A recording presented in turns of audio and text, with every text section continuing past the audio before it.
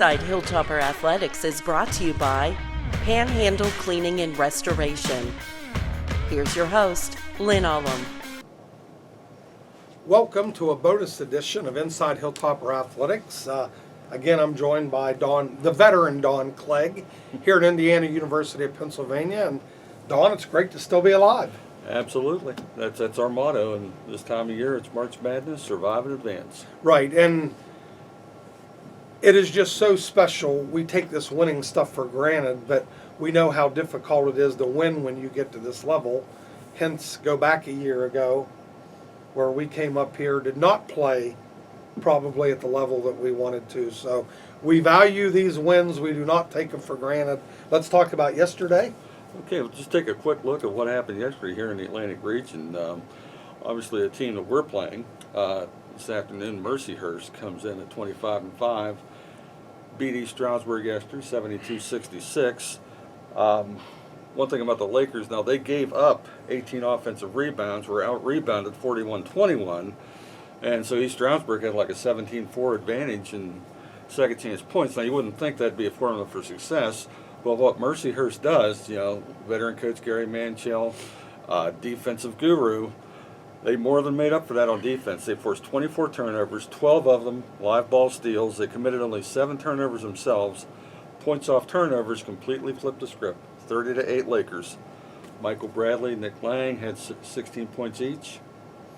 And then following that, we took the court against Pitt Johnstown, and we just jumped on them from the start, ran away from it, finished 112-88. Hit 54% of our shots from the floor, 8 of 20 from the three-point line. We forced 20 turnovers, 14 of them live ball steals, and a 31-7 advantage in points off turnovers. Bryce Butler, 27 points. Malik McKinney, another big game against Pitt Johnstown, 22. 7 double-figure scores for West Liberty. Right, and that's such a key.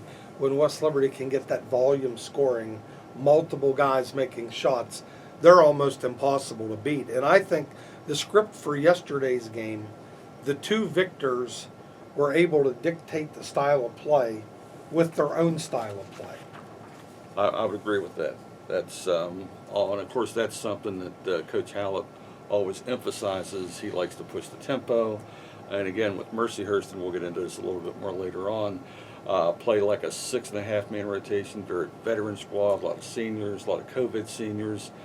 And Coach Hallett thought that they wore Pitt Johnstown down physically and mentally with the nonstop pressure yesterday. I'm sure they'll run the same tactics out this afternoon. Right. This is going to be a good one. So we play a veteran Mercyhurst squad today, a team that we know a lot about, but not as much as you would think. Explain. No, you're right.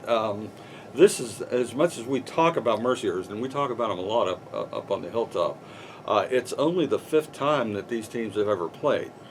And now Mercyhurst has the 3-1 series edge, but we hadn't played, I don't think, since the 70s until the 2019 Sweet 16. We met, actually, it was right on this floor, and Mercyhurst, who had another veteran contingent, beat us 82-70 and advanced to the Elite 8. That's the only Elite 8 in their history. Now, Manchell, we talked about him as a veteran coach. 20 seasons at Mercyhurst. He's won 358 games here, 29 years as a head coach overall, 488 wins. He's led Mercyhurst 7 21 seasons, 7 NCAA tournament bids, and the Elite 8 that we were talking about.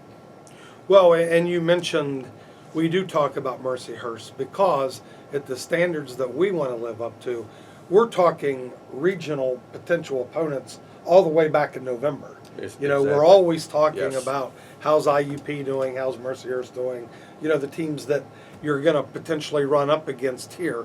So let's revisit that game back when Mercyhurst won 82-70. You look at the final score, you're going to say that they dictated the tempo that day. But I don't put a lot of stock into that. Mercyhurst was better that day. Mm-hmm. Styles make fights. They were able to control the style. But 4 years later, although these teams are still attempting, and take the word attempting out, they still win the way that they want to win.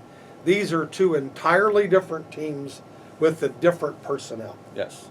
And we saw that even a little, like we mentioned that yesterday with Coach Hallett talking about, we played Penn Johnstown in November. Now we've got them again in March, two totally different teams. And even though the margin was a little bit similar, the game did play out a little bit differently. We forced a lot more turnovers. But getting back to what you're talking about, Mercyhurst, and we were kind of joking about it before we went on the air here, the similarities are different. The stuff that we emphasize is the stuff that they emphasize to work against. And give you an example, like West Liberty leads the nation in 3-point field goals per game, assists, assist turnover ratio, number 2 in scoring margin, steals, and turnovers forced. We play a fast-paced game. A lot of that leads to it.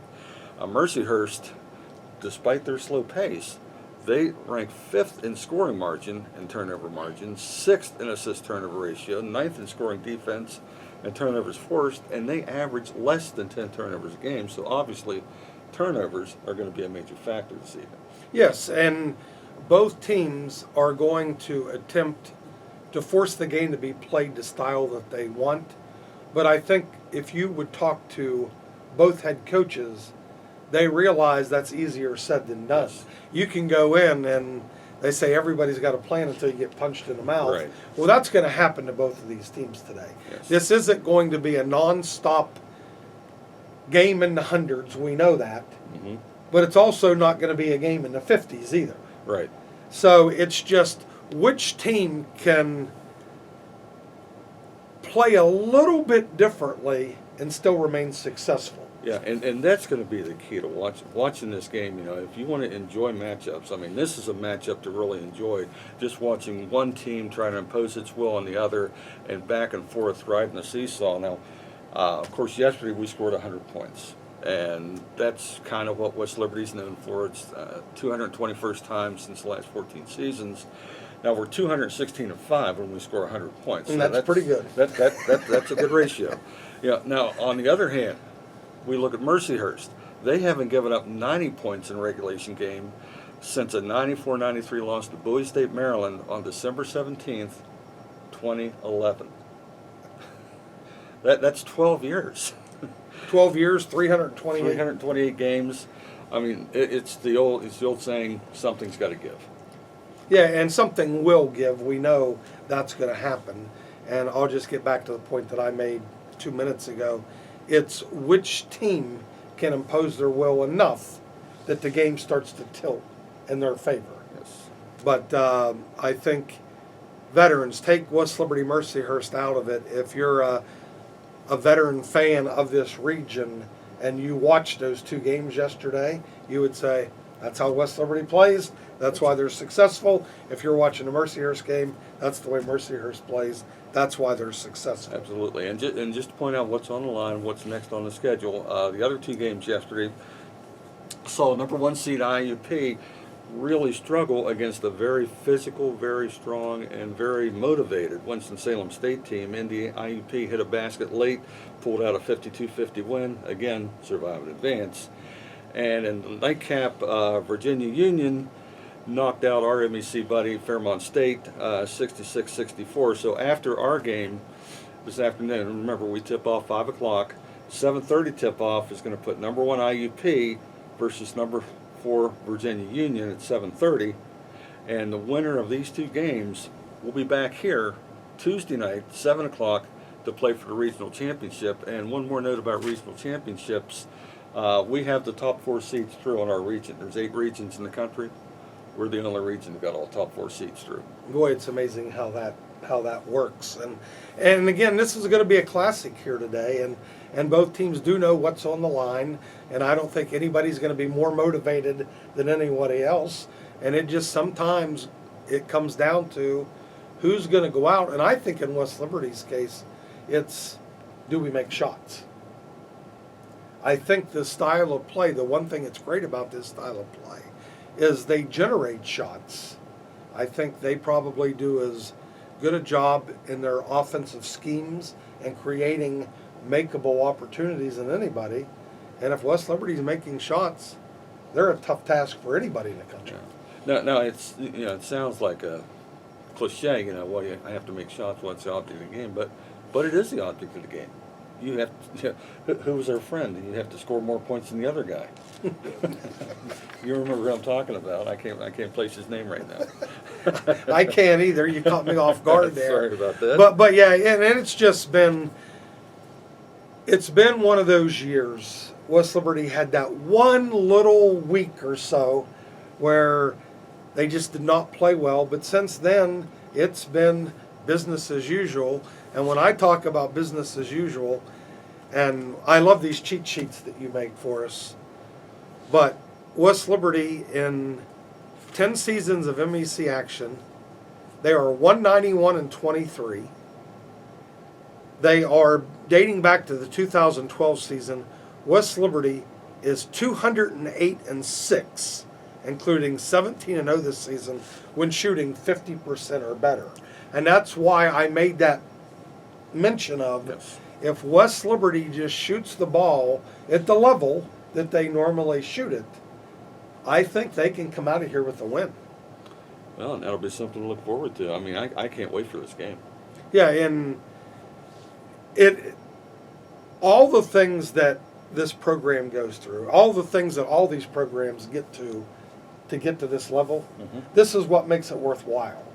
And just seeing the teams that stayed in our host hotel that were defeated yesterday, you see them packing, getting ready to go home today, and you feel for them.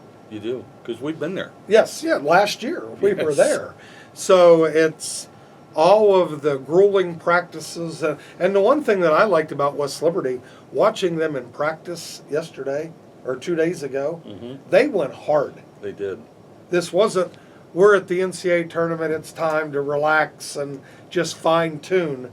They are out there going hard, and it translated to game day. Well, it does, and and we were walking through the shoot around this morning, coming here to the studio, and Coach Hallett's out there, and everything is a competition. They're having a 3-point shooting contest when we were walking through, and the guys are really into it. I mean, they would miss a shot and storm off the other end of the court. I mean, it's all good-natured fun, but it's competition. Yes, so, well, that pretty much sums up this segment.